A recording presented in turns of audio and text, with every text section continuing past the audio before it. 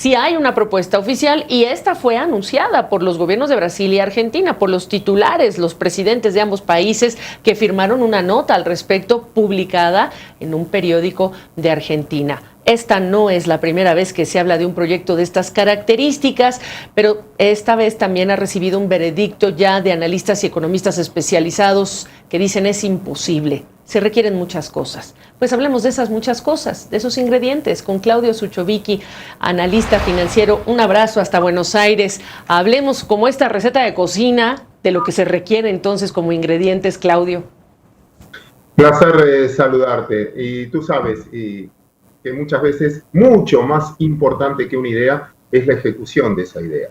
Quizás como idea tiene sentido, sobre todo por el comercio bilateral. Pero si hablábamos de cocina, y lo primero que necesitas es un cocinero.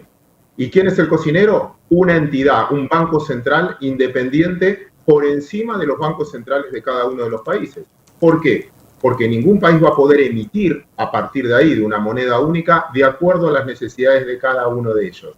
El primer punto entonces a desarrollar es Argentina, por ejemplo, tiene un déficit fiscal muy fuerte, que no es una novedad, muchos países lo tienen, pero la diferencia es que muy pocos están dispuestos a financiar el déficit argentino por el tamaño de la deuda, por la historia crediticia que tiene la Argentina. Y si tiene que pagar salarios, mañana empleados públicos, jubilaciones, y tiene que emitir, ¿cómo va a ser si no tiene ese poder? Para eso, repito, el acuerdo, necesitas un cocinero independiente de la política de cada uno de los países. Ok, y entonces un acuerdo fiscal, tributario, que implica a las personas, a las compañías y a los gobiernos, Claudio. Tal cual, simplemente eso. Primero tenemos una referencia, la Comunidad Económica Europea, que el euro fue la resultante de la moneda después de la creación de la Comunidad Económica Europea, que tuvo muchos años, más de 9, antes en la previa, trabajando en un acuerdo fiscal, porque cada uno no puede cobrar sus impuestos, tiene que haber un acuerdo fiscal en eso, tiene que haber parecidos, porque si no va a haber arbitraje fiscal. De déficit, no todos los países tienen un límite a tener déficit, un límite a tener deuda, y tiene que haber por eso un acuerdo político en el que, como decías antes, y hablando de cocina, el cocinero, independiente de los dos países, independiente de la política de los dos países, tiene que fijar cuánto se puede endeudar cada país, cuál es el déficit fiscal que puede llegar a tener, cuál es la emisión permitida de acuerdo al crecimiento de la población. Quiere decir que cada uno de esos países perdería o tendría que estar dispuesto a perder la soberanía de esas decisiones.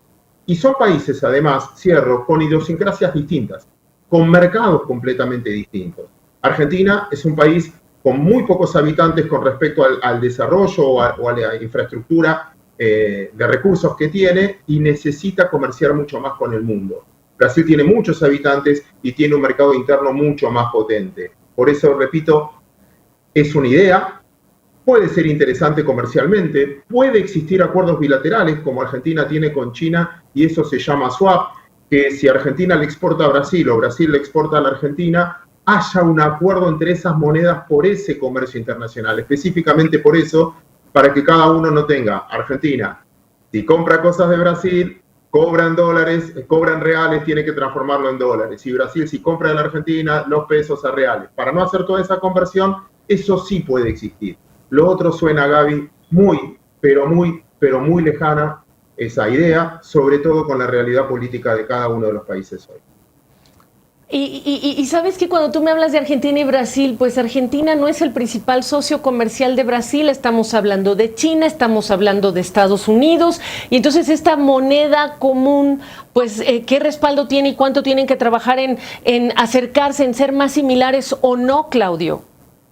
No, muchísimo, ahí está. Por eso te digo que son países que incluso, si bien son vecinos, idiomáticamente, ¿sí?, impositivamente, fiscalmente, uno cobra retenciones, el otro no. Primero hay que ponerse de acuerdo, primero exige, como pasó con la Comunidad Europea, un acuerdo político que lleva mucho tiempo, que tiene que estar aceptado por toda la sociedad, porque si no, vamos a suponer que lo hace un gobierno y la oposición no está de acuerdo y va primero en las encuestas. Entonces, ¿quién va a creer o quién va a terminar invirtiendo o planificando a largo plazo si cree que el que viene va a modificar ese status quo? Sí, claro, claro. ¿Qué pasa con el cocinero? Que en este caso dices tú, es un banco central independiente, tendría que serlo. Ahora, cuando hablamos de moneda, y esa es una historia que le toca mucho a Argentina, se habla de confianza. O no se habla, pero eso es un ingrediente sin el cual muchas cosas no ocurren en cuanto a adopción de una moneda, Claudio. Para cerrar, te pediría que me hables de ese factor, que es el de la confianza en un proyecto de estas características. Y si no es ahora y será mañana, ¿por qué ahora se menciona en tu opinión? Primero porque Argentina necesita traer como una expectativa y un cambio de expectativa por la alta inflación. La cotización de la moneda es la consecuencia muchas veces de lo que tú mencionabas, no solo la falta de confianza, la falta de credibilidad, que una moneda para ser moneda tiene que tener tres aspectos: ser unidad de medida, ser transaccional y moneda de ahorro. En Argentina perdió la cualidad de moneda de ahorro, tiene una tasa de interés muy alta, comparando con otros países que tienen la tasa muy inferior. Por lo tanto, eso que metés de credibilidad es fundamental en una moneda. Y déjame contestarte con una pregunta entonces. ¿Conoces muchos políticos que dirigen, no sé, incluso países de otra ideología, que ahorren en rublos, que ahorren en yuanes, que ahorren en pesos cubanos? No, la moneda expresa la credibilidad que le tenés a largo plazo a una unidad de medida y una unidad de cuenta. Argentina lo perdió, claro. Por eso nuestra principal moneda hoy, o la cotización de muchas cosas, no pasa por el peso. Hasta los que venden soja ahorran en silo bolsa, y muchos de los argentinos ahorran en otra moneda como es el dólar. Exactamente. Fuera de ideologías, los ingredientes en esto que es cocinar un proyecto de estas características. Un abrazo. Gracias, Claudio. Un placer.